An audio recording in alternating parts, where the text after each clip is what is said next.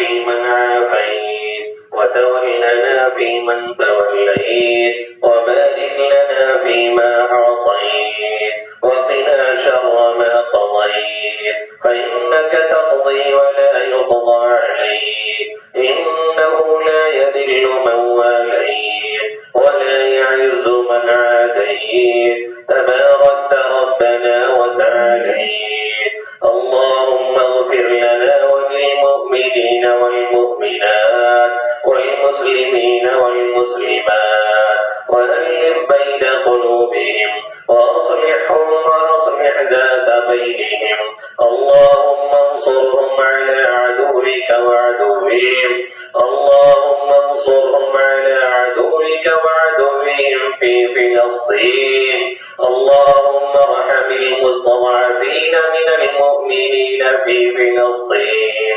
اللهم عجل لهم النصرة والفرج وأرنا فيهم عجائب قدرتك اللهم آمنهم من جوع من خوف اللهم آمنهم من خوف وأطعمهم من جوع اللهم انصر عساكر المسلمين ولعن الكفرة والمشركين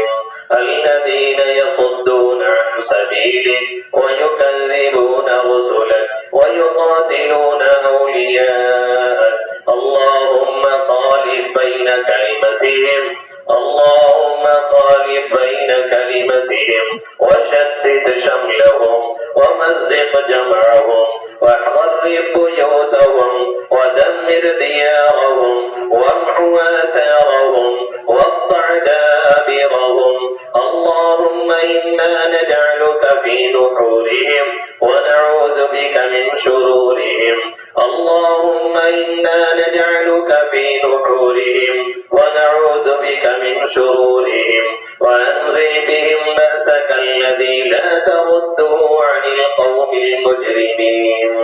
اللهم خذهم أخذ عزيز مقتدر يا قوي يا عزيز